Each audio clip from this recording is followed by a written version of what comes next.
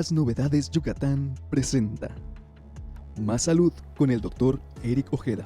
Hola, ¿cómo están, querida audiencia? Aquí les saluda el Dr. Eric Ojeda, aquí en tu casa Más Novedades Yucatán. Y estamos ya en nuestra tercera emisión de este podcast, que en este caso pues tiene un título muy relevante porque es algo que la verdad es que todo el mundo vemos, que se llama la litiasis de las vías urinarias y la hipertrofia o hiperplasia prostática.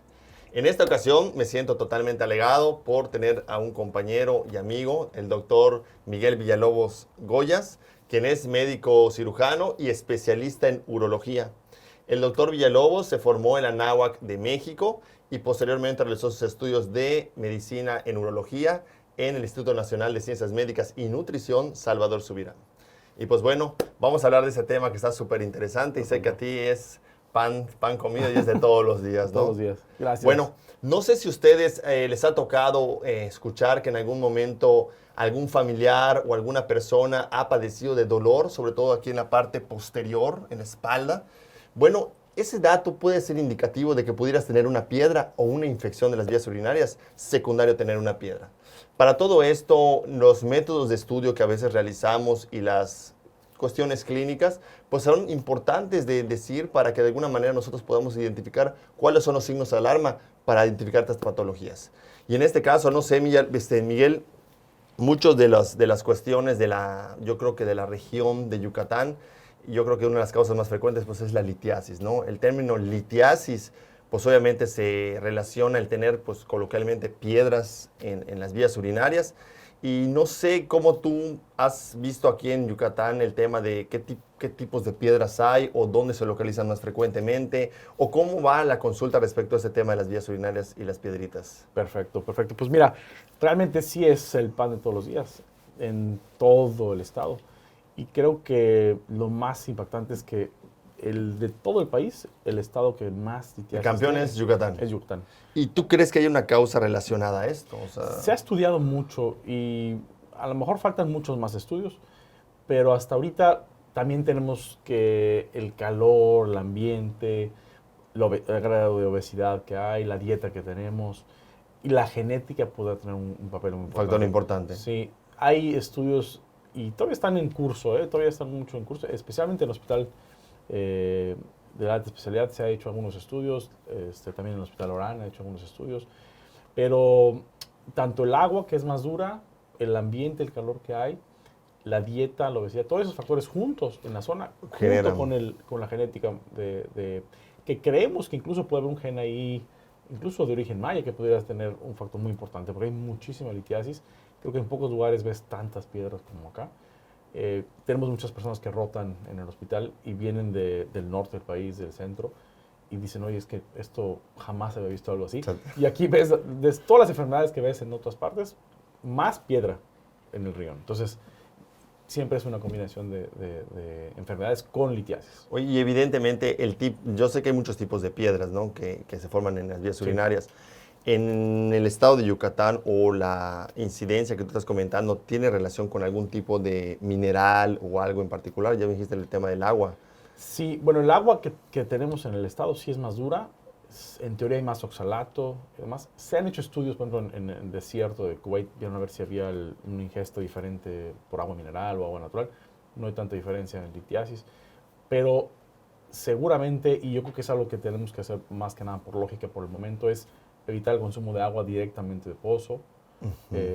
No hay muchos estudios en relación a ese tipo de agua porque se encuentra en muchos lugares ese tipo de agua. Eso es muy común aquí, pero normalmente el agua se consume de una mucho menor dureza. Es agua que viene con muchos menores solutos. Entonces, evitar por completo, yo diría como una recomendación, tomar agua de pozo. Hay muchos centros que tienen hasta llenan garrafones. Rellenables, ¿no? Así es, pero se filtra. Una cosa es que se filtre el agua y una cosa es que el agua venga con electrolitos reducidos, ¿no? Que cuando compramos una botella de agua, pues debe venir con cierta cantidad de solutos.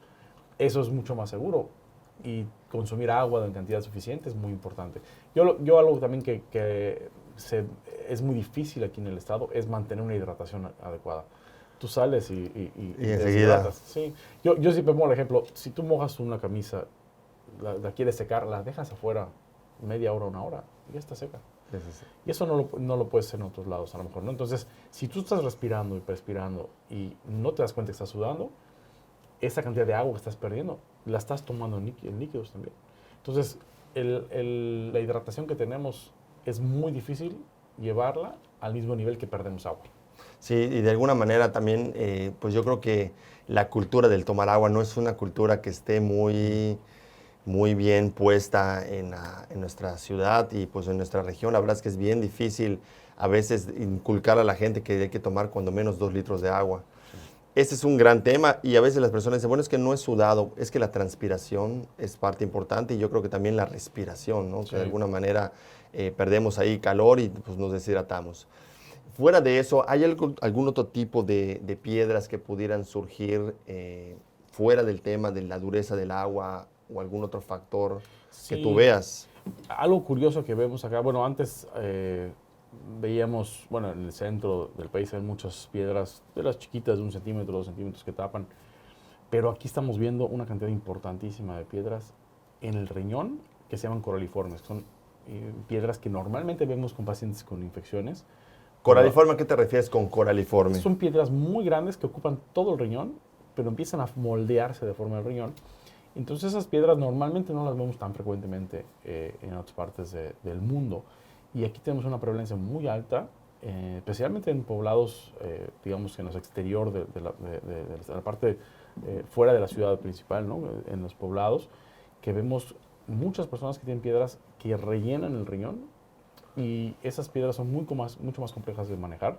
No son tan frecuentes como otras piedras en otras personas. Y aquí también vemos otro caso muy particular. Vemos más mujeres con piedras que hombres. O sea, la prevalencia es mujeres, sí o sí. Y tú lees la bibliografía y es al revés. Normalmente debería haber más piedras en hombres que en mujeres. Y algo también importante es que quizá hay un factor también por la cantidad de refrescos que se consumen. La dieta, tenemos una dieta muy alta en refrescos. En vez de tomar agua, como tú decías, es una dieta muy alta en bebidas carbonatadas. Que el efecto de oxalatos que tienen también puede ser alta. Entonces, todas esas cuestiones, si podemos evitar esos consumos, en la dieta en general siempre es bueno. O sea, bueno, de alguna manera, pues yo creo que acabas de decir 3 puntos importantes, que es el bajo consumo de agua.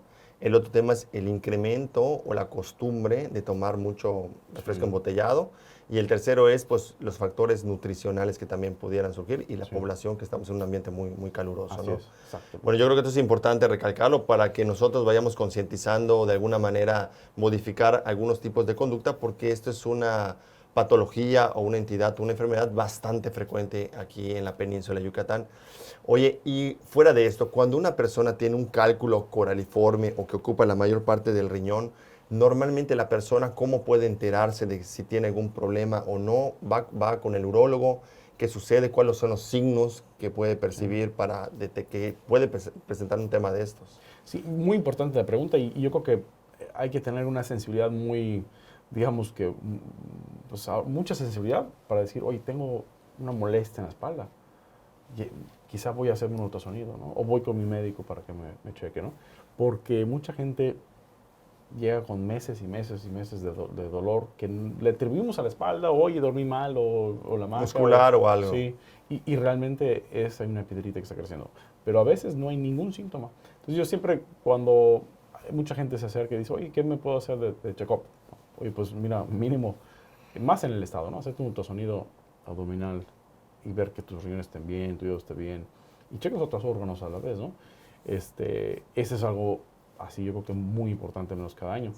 Y cualquier síntoma que tengamos, siempre mejor checarlo, ¿no? Porque a veces, incluso uno, ¿no? A veces por las prisas no lo hacemos, pero... Sí. Y al final de cuentas, no necesariamente por tener piedras te va a dar síntomas también. O sea, pudieras tenerlas y no saber. Es correcto. Hasta el momento que te empieza, una se desprende y cae en el sistema urinario y pues empieza a bloquear el tema este. Bueno, y otro tema, siempre hay una controversia o fue, ¿no? En algún momento, si mejor se tomaba una radiografía de abdomen para ver las piedritas o mejor sería un ultrasonido. En el caso mío en particular, la verdad es que la mayor parte de las veces las piedras las vemos muy bien por el ultrasonido, pero hay pequeños núcleos cálcicos que pudiéramos dejar de ver en el ultrasonido y a veces inclusive en la radiografía. Ujú. Entonces hay actualmente pues métodos de imagen, como tú sabes, mucho más profundos, que no es que se tomen como una cosa rutinaria, como la tomografía computarizada, donde podemos ver pequeños núcleos cálcicos, podemos ver las piedritas, inclusive podemos ver la densidad que tienen estas piedritas. Este tema de las densidades, de qué tan duro, qué tan blanda está la piedra, para qué te sirve a ti? O sea, para planificar un tratamiento. Sí, definitivamente el estudio que tú bien mencionas, que es el de elección, es la tomografía simple. Siempre, cuando ya estamos ante una piedra que sospechamos o bien que ya tenemos diagnosticada por ultrasonido, el siguiente paso es hacer una tomografía. Y la dureza de las piedras que nos va a decir ese estudio nos ayuda mucho a determinar, uno, si esa piedra puede pasar, que es la parte que más nos importa como pacientes. Si va a Oye, obstruir o no. si esta piedrita la puede pasar, digamos que ese es el escenario más común en urgencias, ¿no? Tengo una piedra, está bajando, oye, esta piedrita la puedo pasar. Si mide de menos de 5 milímetros, Pasa. puede pasar. Ahora, de repente hay piedras chiquitas que no pasan y piedras grandes que sí pasan. Entonces, de repente llegan hasta 1 centímetro Y logran pasar. y logran pasar. Entonces, a veces en ese paciente en particular que tiene una piedra y que no sabemos si va a pasar, hacemos la tomografía y le decimos al paciente, es que mira, tú vas a poder pasar la piedra con cierta probabilidad, pero hay que vigilarte. Entonces, la parte más importante que yo como mensaje de ese tipo de manejo es, hay que checar que sí salió, porque de repente, después de un año, checamos y ahí estaba la piedra. No, y pasó. de hecho hay algunas ocasiones donde el paciente a veces es diabético o alguna cuestión, cuando se obstruye la vía urinaria y está la piedra, muchas ocasiones puede condicionar una complicación como es una infección. Y en algunas ocasiones que hemos visto muchísimo es que a veces se obstruye la vía urinaria, el paciente a veces deja de tener dolor o tiene un umbral muy alto y de repente eso queda obstruido y el riñón se va inflando y de alguna manera se pierde el riñón. Sí. Que es algo que de algunas personas lo presentan, digo, no sería algo tan frecuente, pero sí puede suceder. Sí. Y de alguna manera, pues es un riñón que pues, se vuelve disfuncional y ya Sí. no nos va a servir. Y en el rango del tamaño de las piedritas, cuando uno tiene una piedrita en el riñón, normalmente para decir que es tratable médicamente o mediante una cuestión mecánica e ir por él, ¿hay algún criterio que exista para decir, bueno, esta piedrita vamos por ella cuando está en el riñón? Por ejemplo, en el caso de un coraliforme, o si es algún tamaño en particular, y si hay algún medicamento que pudiera servir para eliminar las piedras, o realmente eso no existe. Sí, hay varios medicamentos que podemos usar para piedras de 5 milímetros, vamos a decirlo de esa forma. Y eso nos ayuda a que, uno, duela menos, dos, pase más fácil. Pero lo va disolviendo. Bueno, hay 2 tipos de tratamientos que podemos dar médicos. Uno es que dilatemos la vía urinaria para que pase más fácil la Okay. piedra, Hay medicamentos que dilatan la vía urinaria y hay medicamentos. que pueden llegar a disolver ciertas piedras. Pero realmente lo que nos falta son más medicamentos para disolver. Las únicas piedras que podemos disolver son las de ácido úrico. Las de ácido. Lamentablemente esas solamente menos. son 1 de cada 10. Entonces, a veces viendo la tomografía, viendo el examen de orina, podemos decir, oye, este paciente puede tener una piedra de ácido úrico. Tendría que ser una piedra que esté en un sitio del riñón que no obstruye, porque tener a alguna persona ahí con 3 meses de tratamiento con una piedra tapando, pues no sería una opción. Entonces, tendría que ser una piedra en el riñón que no tape y darle un tratamiento para que podamos disolverla. Y eso sí se puede lograr, incluso piedras infectadas. Me ha tocado pacientes que incluso has diagnosticado ahí tú con un inicio de coraliforme, que con antibiótico y se resolvió. No siempre es el tamaño que podemos nada más ser como el punto de quiebre, pero a veces piedras coraliformes que están empezando, que son incipientes aún, hemos logrado disolverlas con antibiótico, que no es nada común. No, Pero sí con ácido úrico, cuando llegan y las encontramos, las detectamos con paciencia. Y yo creo que surge una pregunta inmediata, es decir, bueno, ¿cómo puedo yo saber si sea de oxalato de calcio o es de ácido úrico? Sí, y ahí es uno de los aspectos que usamos en la tomografía, que es la densidad. Otro aspecto en el examen de orina, qué tanto pH tiene la orina en ese paciente. Y los cristales, si aparecen algunos cristales. Sí, aparecen cristales también. Y también algo bueno, en cuanto a cómo dividíamos las piedras, hay piedras que son chiquitas, como las que hemos estado platicando, y hay unas piedras grandes. Esas piedras grandes que son de 1 centímetro, más de 1 centímetro, e incluso unas de 5, pero que no pasaron en un mes, ahí sí hay que entrar por ellas. Entonces hay que también tener los criterios de decir, bueno, esta piedra sí podemos darle chance que pase y cuándo no. Habitualmente una persona que tiene una infección y una piedra se tiene que quitar. Ahí sí es urgente. Pero pacientes que no tienen infección y que pueden pasar la piedra, damos medicamentos. Y no necesariamente tiene que ser diabético para tener infección. Digo, si es diabético Así tiene más riesgo, pero Así es. si alguna persona no es diabética o no se conoce diabética y tiene una infección, es el mismo criterio, o sea, Así es. hay que ir por ella. Exacto, y con más urgencia, ¿no? El diabético a veces no hace, y si tenemos diabetes y tenemos una piedra, la sospecha de infección tiene que ser mucho más, o sea, el umbral más bajo. Es decir, con la mínima duda hay que pensar que está infectada, porque la diabetes nos enfría mucho los síntomas que tenemos, ¿no? Entonces, una persona que no tiene ni siquiera bajo unos escalofríos nada más, ni siquiera ha hecho fiebre, ya estamos pensando que tiene una infección y puede ser una infección grave, ¿no? ¿Y cuál pueden ser los síntomas de una infección? O sea, qué es lo más común? Sí, cuando hablamos de piedra infectada o un lito infectado, es fiebre. Ese es el síntoma más importante. síntoma. Sí, ese es el síntoma más importante. Pero, ¿por qué lo digo así? Porque una piedra cuando está bajando ya empieza a dar ardor.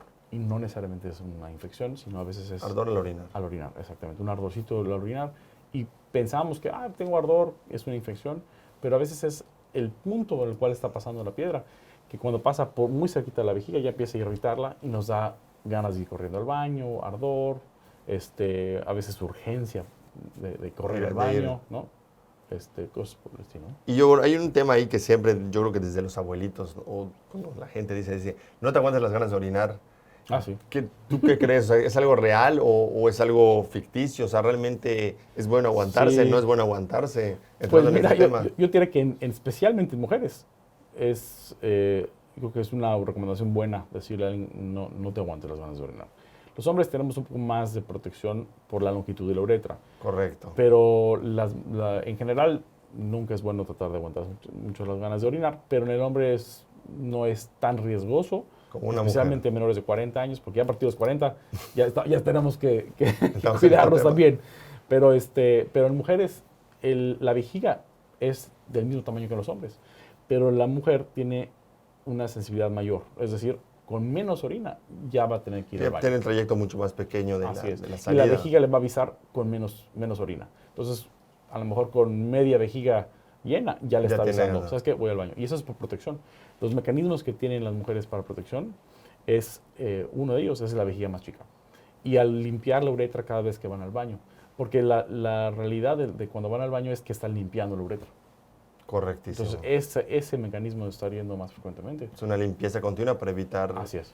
cualquier Además tema. de que la orina es más ácida y otros factores que tenemos de protección.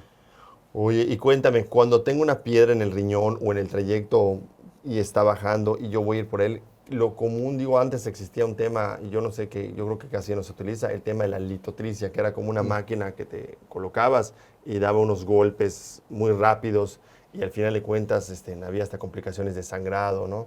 Pero bueno, yo creo que la litotricia ya está en desuso, Sí. totalmente, ¿no? Yo creo que todavía hay lugares donde todavía lo usan. Incluso yo creo que ya ni en hospitales públicos tiene Ya casi no. mucho peso, porque tiene un costo que no es tan efectivo. Es decir, tiene un costo para el hospital o para el paciente. Y no el resultado- asegura, no así es, asegura y que el pueda resultado va a funcionar. ser como un volado a veces, ¿no? Entonces, ya ahorita con las tecnologías que tanto en cámaras como en camaritas muy chiquitas, como en láseres, ya entrar a un riñón y revisar todo el riñón por dentro, desde afuera, con una cámara de bajo 1 metro de longitud, puedes navegar dentro del riñón y extraer piedritas, tratarlas con láser y ni una herida y con una efectividad muy alta, ¿no? O sea, Entonces, realmente tú puedes meter una camarita y al fin de cuentas tú tienes un mecanismo de tomar la piedra y intentar extraerla o triturarla. a cualquiera de los dos. Ya los láseres más recientes lo que hacen es que lo pulverizan, porque estar canasteando y canasteando también requiere cierto tiempo y también cierto riesgo que quede una piedrita. Entonces, Tremendo. ya ahorita, Lo ideal es hacer láser. así es. Y el láser prácticamente es una emisión de una onda y se fragmenta. Así es. Entonces, lo que logramos ahora con diferentes tecnologías, ahorita ya tenemos uno de tulio, tenemos olmio de un... Pero son diferentes tipos de láser. Sí. Ok. De hecho, los más recientes son tulio y nuevas generaciones de olmio, que lo que permiten ese tipo de tecnologías es fragmentar la piedra de una forma tan pequeña que es polvo. Entonces, Correcto. ya eso nos facilita mucho el tiempo de la cirugía y que el paciente tenga menor pues piedras residuales, ¿no? Entonces, ya una persona le puedes operar en una cirugía cuando antes tenías que hacer a lo mejor una cirugía percutánea, ¿no? Que eso ya casi no se hace tampoco. Bueno, yo diría que sí se tiene que hacer mucho todavía, porque especialmente aquí tenemos muchos coraliformes y los coraliformes que platicábamos antes. Pues no se pueden tratar tan Así con es. el láser. Así es. Entonces, sí se pueden tratar. De hecho, hemos tenido pacientes que de repente por condiciones de salud y demás no podemos hacer una incisión o preferimos no hacer una incisión por los riesgos de sangrado y hemos logrado tratar coraliformes completos con láser. Pero eso es bajo Pero- sedación, o sea, es una cirugía Sí, propiamente. cirugía. Sí se hacen en quirófano. El paciente usualmente, digo, está despierto porque logramos mucho con una anestesia regional. Ya no tenemos que tener una anestesia general como muchos pacientes. Ahora, en muchos lugares sí lo hacen, quizá por la facilidad de poder mover dentro del riñón con un paciente dormido por completo. Pero la realidad es que aquí en el estado creo que tenemos mucha experiencia en todos los hospitales. Ok. En litiasis yo creo que donde vayas... Son buenos. Sí, son buenos, porque tenemos mucha incidencia de litiasis. El entrar dentro de un riñón y tratar una piedra con anestesia regional, aunque esté respirando el paciente, lo podemos hacer muy bien. Los resultados también son muy buenos. Las piedras que tenemos aquí son tan grandes que para operar con percutánea, que sí hacemos todavía, y es mucho el volumen que tenemos acá de percutánea, nos permite entrar con una incisión muy chiquita, que antes creo que mucha gente tenía una idea de cómo era De la que era un cirugía. corte muy grande. Muy grande. Y eso creo que yo en estos últimos 10, 12 años nunca he tenido que hacer para una piedra coraliforme. ¿Y cómo se fragmenta? Ya que tú cortas y abres y aperturas el riñón, ¿cómo es el mecanismo de...? Es muy ingenioso la técnica que se hizo. Ya tiene muchos años que se hizo esa técnica, pero no tiene el auge a lo mejor que tiene, ni el sitio para aplicarlo tan frecuentemente como para tener una curva de enseñanza. Y aquí en el estado, por ejemplo, tenemos a lo mejor 5 cirugías a la semana en el hospital de alta especialidad. Entonces vienen incluso de todo el país, incluso de Sudamérica y de Latinoamérica, a aprender acá. Entonces, Pues, por la gran experiencia sí, que existe. es el único fellow de todo México para lo que llamamos endourología. Entonces, creo que por eso te digo que aquí donde tengamos la capacitación, de seguro hay, ¿no? El abordaje habitualmente que hacemos es una camarita a través de una aguja. Ok. Así empieza. Una aguja, lo vas pasando a diferentes tamaños hasta que logras meter una camarita y eso te hace una incisión como de un centímetro, Ok. más o menos. Y a través de esa camarita metemos ya sea un láser o metemos un tipo de aparato que rompe las piedras y vamos canasteando y canasteando. Con unas canastillas muy especiales que lo Que que van hacen es... capturando Sí. y sacando. Sí, son como unas redecitas muy bonitas que extraen muy bien las piedritas. piedritas. Así es. Muy bien. Y bueno, y en este tema de las piedras, normalmente cuando una piedra sí ya logra caer al sistema urinario, a las vías urinarias propiamente, a los ureteros, de igual manera, pues normalmente tú vas, fragmentas o haces el láser y cuando se pulverizan estas o se trituran, en algún punto tienes que colocar algo adicional o esperas tú que caigan para ver si no se vuelven a trabar. ¿Qué es lo que se hace? Sí, seguramente muchos pacientes han tenido la experiencia, familiares de pacientes, que han visto que tienen un catéter, ¿no? Y ese catéter es el que ponemos para ayudar al paciente a que no tenga dolor por esa piedrita que está bajando o porque no esté con molestias porque se inflamó el uréter, que básicamente es el trayecto que va del riñón a la vejiga, que es muy delgadito y que a veces se puede tapar. Entonces, esa zonita que es muy delgadita, la tratamos de proteger con un popote que le llamamos catéter doble J. Y ese popotito está muy bonito porque aparte tiene muchos hoyitos chiquititos para que ningún fragmento tape, ¿no? Entonces, aunque tengas una piedra bajando, tiene tantos orificios que permite que la orina salga hasta la vejiga. Sin problema. Así es. Pero, aunque es bueno, de repente sí da muchas molestias. Entonces, ¿Cuánto tiempo puede durar este catéter puesto? pues estrictamente puede ser hasta 6 meses, un año. Normalmente nosotros tratamos de dejarlo máximo 6 meses y usualmente el menos tiempo posible. Habitualmente después de una cirugía de láser, 2 semanas. 2 semanas. 2 siquiera. semanas, así es. O sea, realmente no es Sí, tanto. no es tanto. Hay veces que no podemos entrar al riñón la primera vez, porque como es muy delgadito el uréter, entonces ahí sí, el catéter nos sirve no solo para drenar el riñón, sino para poder como medio... Dilatarlo. Ajá, lo estiro un poquito, o sea, muy pasivamente, muy suavecito, hace una dilatación pasiva. Ok. Así es. Oye, y en algún punto no solamente no solamente se puede formar una piedra en el riñón o en el uretero, sino que en algunas ocasiones se forman como huevitos en la vejiga urinaria. Sí. ¿Y a qué va esto? O sea, Sí. ¿por qué pasa eso de que se forman esas pequeñas piedritas muy características? Sí. Es una buena pregunta porque ahí aparte de todos los factores que hablamos, se agrega otro factor que es la próstata. Entonces, en pacientes que tienen crecimiento prostático que les obstruye, o en mujeres que tienen alguna estenosis de uretra o algún problema de vaciamiento, porque algo está haciendo que su vejiga no se vacía. Okay. Y esa orina estancada o Hay un sedimento. en ahí. sedimento. Y eso, yo siempre lo pongo el ejemplo del lago de horchata, ¿no? Siempre queda ese segmentito ahí abajo y eso va haciendo un nido para piedras, ¿no? Entonces, nos ha tocado ver piedras de 10 centímetros en vejiga. Sí. Entonces, hasta un cráneo de un bebé. Sí, Casi el tamaño de un cráneo de un bebé. son grandes. Sí. Y es muy, muy característico. Yo recuerdo a un urólogo que conocí que, bueno, una de las áreas donde él estaban sus libros, pues tenía una colección de piedras y de repente habían como unos huevos, ¿Sí? como de tortuga o unos huevos, ¿no? Sí. Y eran las piedras de la vejiga.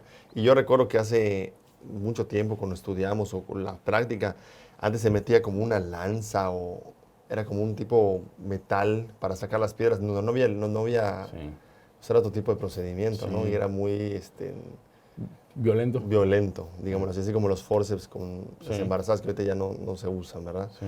Oye, y déjame preguntarte, normalmente ese tipo de láseres pues lo podemos encontrar en cualquier clínica y es algo muy común, por lo que entiendo, ¿no? En el estado yo creo que sí hay, no creo que todas, pero sí la gran mayoría deben tener ya sea la habilidad de poder llevar un láser para tratar. ¿Y es el mismo láser que se utiliza, por ejemplo, para tratar una próstata que para el tema de las piedras Pues, o es un láser diferente? Fíjate que sí se comparte tecnología, solo lo que no se comparte es el poder que tiene el láser. En la capacidad. Sí, un láser que tratas usas para piedras puede ser un láser muy sencillo, pero para tratar la próstata sí necesitas un láser casi sí, un avión, por decirlo así. Ok. Sí. Oye, y bueno, entrando ya un poquito allá el tema de la próstata, yo creo que la próstata y el crecimiento prostático es un tema que todo mundo escucha porque todo mundo en algún momento hemos tenido un abuelito que tiene dificultad para ir al baño o tiene pues esta frecuencia incrementada en las micciones o la forma de ir al baño. Y pues de alguna manera pues son personas que van teniendo a veces más infecciones de vías urinarias y prácticamente en algunos otros casos pues sangrado, ¿no? Yo creo que el sangrado es uno de los datos que a veces nos impresionan cuando una persona va al baño y pues eso está relacionado muchas veces a infecciones o propiamente al crecimiento prostático. En Yucatán, en tu experiencia o lo que tú has visto, ¿es algo muy frecuente así como las piedras o es algo que es generalizado para todo el planeta? Es una buena pregunta porque hemos notado que conforme lo buscamos es mucho más frecuente. Mucha gente está en su casa y acostumbrado o se van aguantando los síntomas hasta que ya llega un punto donde ya hay una complicación, ¿no? A lo mejor. Pero conforme hemos ido buscando, han aparecido cada vez más pacientes. Y hay estudios donde han visto algo parecido, donde en los últimos 10, 20 años ha ido aumentando un poquito la consulta por crecimiento prostático. E incluso ha ido subiendo la cantidad de pacientes que se operan por hiperplasia. Y esto puede ser por varias razones. Una, la población está envejeciendo, ¿no? Entonces cada vez hay más adultos mayores. Mientras más vivimos, también más chance tenemos de que crezca nuestra próstata. Claro. Entonces el crecimiento prostático va pues muy pegado a la edad y a las hormonas masculinas y a algunos otros factores, pero realmente la edad es lo más importante, ¿no? Entonces a partir de los 50, 40, 50 años, la incidencia... O sea, puedo tener 40 años y ya empezar a tener síntomas Sí, de próstata. Sí. Ok, Sí. ok, no tengo que tener 60. No. Okay.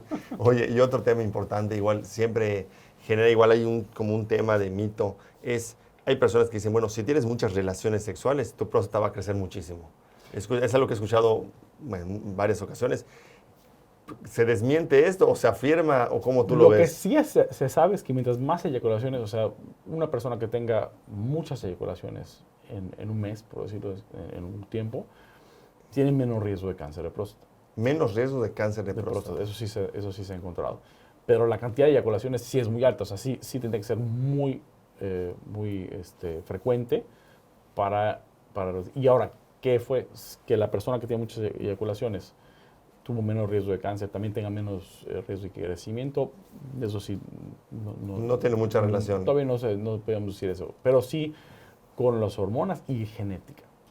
De repente hay familias que tienen 2, 3 hermanos, el papá, y así se va heredando. O sea, hay ciertos grupos que se hereda muchísimo el que requieran cirugía de próstata. Ok, pues ese es un punto muy importante porque de alguna manera muchas personas si tienen algún familiar o un grupo de familiares que tienen crecimiento prostático o hipertrofia, pues si uno está arriba de los 40 años, pues sería lo ideal pues checarse, ¿no? Sí. Yo creo que pues es una cosa ya preventiva y yo creo que después del tema del COVID que nos sacudió a todos y nos puso un poquito más alineados en el tema de la salud. Como todos pensamos que somos invencibles, ¿no? Sí. Y al final de cuentas todos somos vulnerables a cualquier enfermedad.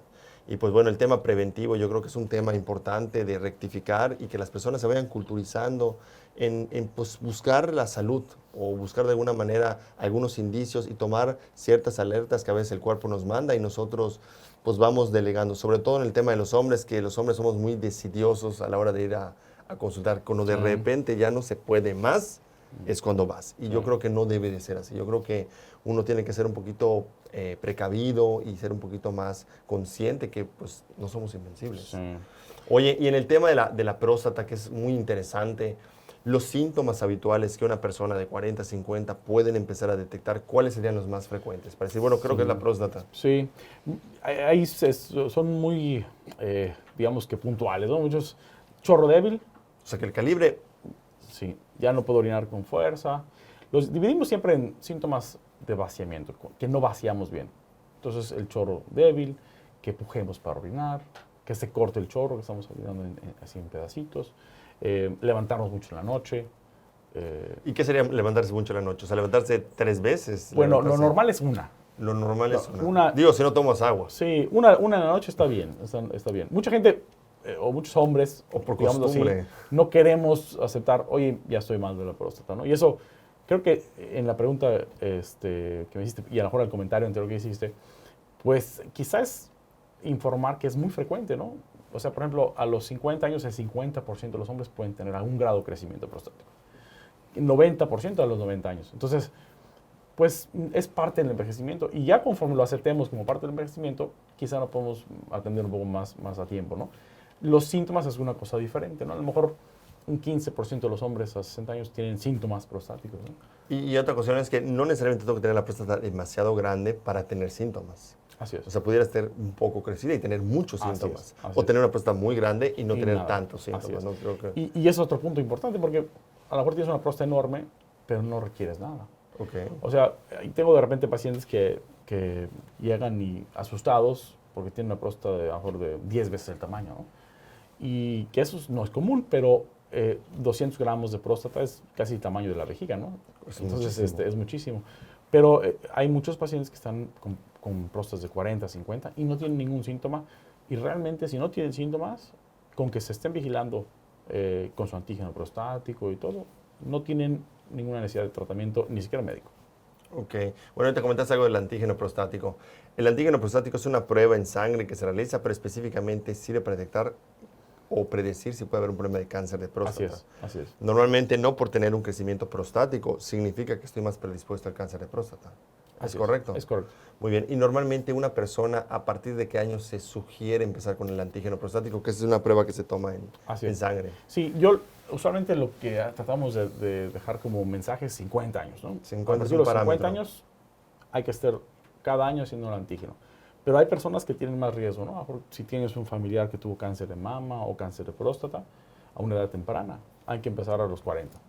Si, por ejemplo, yo tomo una regla como decir 20 años antes del familiar más cercano que tuvo un cáncer de próstata o mama, ¿no? Okay. Son los dos cánceres que tienen mucho que ver con las hormonas. Correcto. Entonces, esos dos, luego empezar a checarse, ¿no? Y también lo que trato siempre de dejar como mensaje es que son cosas diferentes, ¿no? Que tú preguntabas hace ratito.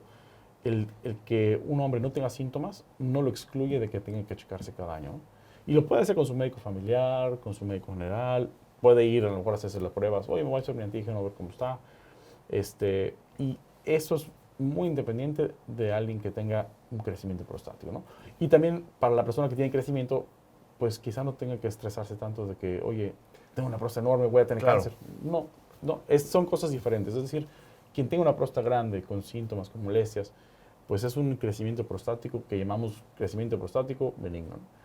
Y quien tiene el riesgo de cáncer somos todos los hombres, vamos a decir a partir de los 50. Me parece. Oye, y otra cosa, ¿es lo mismo decir hipertrofia o hiperplasia? O sea, porque a veces el término a veces confunde a las personas. Sí. De que ya me dio medicamento, vine a ver si ya redujo mi próstata. Entonces, ¿tú cómo ves ese tema? Sí, bueno, hiperplasia y hipertrofia se usan muy comúnmente como sinónimos. El término correcto es hiperplasia porque la próstata no crece en tanto sino en células. Entonces, por eso se lleva la hiperplasia. Pero el hecho que el paciente vaya con ese término está perfecto porque es un término bastante, incluso hasta patológico, ¿no? Sí. Es un término de histopatología. Entonces, ya si tiene ese término, aunque realmente muchos de los pacientes que vemos el término correcto sería crecimiento prostático obstructivo o benigno. Okay. Oye, y otra cuestión importante en el crecimiento prostático. Normalmente las personas que ya tienen algo de crecimiento prostático, tienen un antígeno negativo, ¿será necesario ya empezar a tomar algún medicamento o no? Sí, ahí lo que siempre tratamos de hacer es basarnos mucho en la calidad de vida. Porque, y ya ahorita es más común ver pacientes que tienen más información. Entonces, es muy útil a veces pasar la información y decir, oye, mira, ¿tienes estos síntomas? ¿Te afectan en calidad de vida? Pues no me afectan. Simplemente me preocupé porque quizá, oye, mi próstata está mal, ¿no? Y si tú le dices, es que no tienes un riesgo de cáncer, tu antígeno está bien, tu próstata tiene síntomas, pero si tú tienes molestias y te afecta la calidad de vida, te puedo dar un medicamento. Ay, no. Y muchos te dicen, prefiero, estoy bien, no me afecta tanto. Y ahí hay un espacio para unos medicamentos que son de origen natural, que también podemos, hay unos... Diego, y es algo muy frecuente ahorita. Yo con tanta información en las redes y tanta información que nos bombardean, el tema de las cosas naturales creo que está un poquito en boga y mucha gente y funciona realmente. Sí, y justamente para próstata en particular hay uno que funciona y bastante bien. Y la cosa es dónde comprarlo, porque Pero es una hierba, o sea, ¿qué es? es derivado de una planta que mucha gente lo conoce como sao palmetto, Sao palmetto. o Serenua repens, que es el término científico. Ahí la cuestión es que sea producido por una farmacéutica. ¿Por qué? Correcto.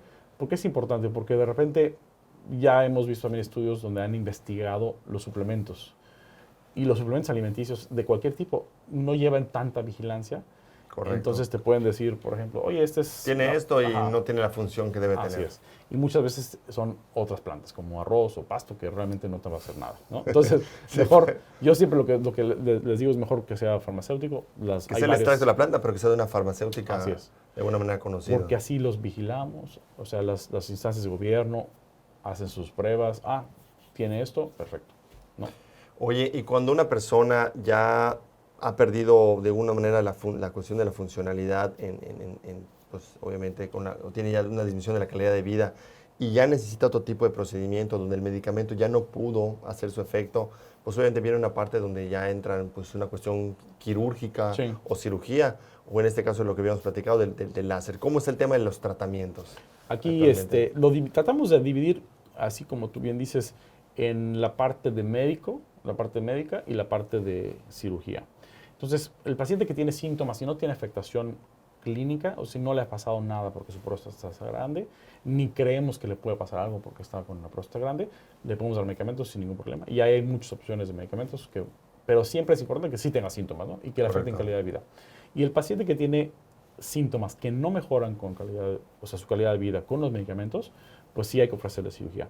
Pero además de ese paciente que tiene muchos síntomas y que no mejoró suficiente, hay pacientes que requieren cirugía de entrada, que podrían ser pacientes que hicieron una piedra en la vejiga, quien tuvo sangrado intenso por la próstata, quien tuvo problema en sus riñones, porque hay personas que tienen tan crecida la próstata que ya les afectó el riñón, los dos riñones, y que si no los operas, va dilatando retrógradamente el sistema urinario hasta que los riñones empiezan a dilatar. Es correcto. Y empiezan a perder o empiezan a sufrir los riñones. Correcto. Y pueden desarrollar una insuficiencia renal. Y si no se detecta eso, a veces hasta acaban en diálisis, ¿no? Ya me ha tocado por ahí Oye, le faltaba un diagnóstico, una sondita. No, y bueno, y casualmente aquí en la región de Yucatán, yo creo que los problemas renales, fuera del tema de la litiasis, de la hipertrofia y de las insuficiencias renales por diabetes, están a la orden del día. Sí. Yo creo que es algo que hay que concientizar y pues siempre acudir con un médico especialista para que uno pueda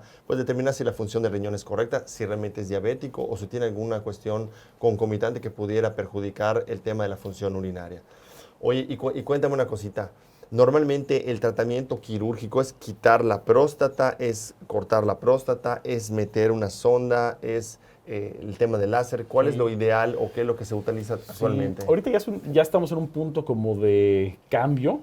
Ya hecho, hay varios estudios en ese sentido. Cada vez se está haciendo más tratamiento con láser, enucleación con láser. Pero el láser, a final de cuentas, lo que hace es que no quemas toda la próstata. Bueno, aquí hay muchos tipos de láser, pero digamos que casi todos los tratamientos lo que hacen es que si vemos la próstata como una naranja, casi todos los tratamientos lo que hacen es quitar los gajos para tratar de dejar la cápsula. O sea, por dentro. Ajá, todo por dentro. Para liberar el conductito Así que es. es la uretra. Ahora, ¿qué tan extenso liberas todos los gajos para dejar solo la cáscara? Es qué tan efectivo es un tratamiento. Entonces, hasta ahorita el más efectivo en ese sentido era la cirugía abierta, donde quitabas todo el adenoma que llamamos nosotros, que es el crecimiento benigno de la próstata, que es como como unos miomas, pero realmente dentro de la próstata. Entonces, cuando quitábamos todo, quedaba solo la cápsula y quedaba súper amplio y el paciente quedaba súper bien. Realmente, aplicado a la cirugía endoscópica, la única que logra algo parecido es la enucleación con láser, que ese sí quita todo Eso es muy efectivo. Es muy efectivo. Y todo eso lo metemos a la vejiga y con un equipo especial lo vamos sacando como en popotitos. Entonces, para no hacer cortadas ni hacer una incisión. O sea, digo, al fin de cuentas, antes yo recuerdo que muchas cuestiones quirúrgicas a veces podían afectar o no el tema de disfunción eréctil.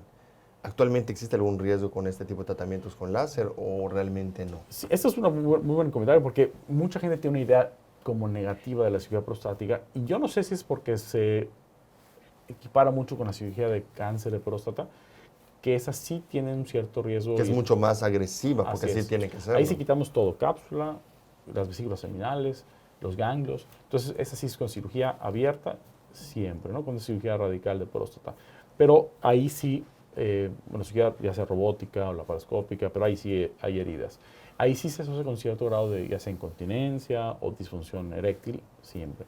Pero la cirugía por crecimiento benigno normalmente incluso debe mejorar la función eréctil. Ahora, hay otras opciones muy buenas, no solo el láser, porque el láser sí tiende a ser un poquito más costoso, pero las opciones con bipolar, que es una energía, la clásica resección transuretoral que llamamos, sigue siendo una opción buenísima para el 80% de los y está accesible actualmente a la población. Así es. Entonces, digo, para no nada más decir un tratamiento, ¿no? Porque realmente así es. Y el bipolar, que es una técnica que es, digamos, relativamente reciente por la tecnología, se basa en una tecnología que ya tiene muchos años, que es la reacción monopolar, pero es mucho más segura.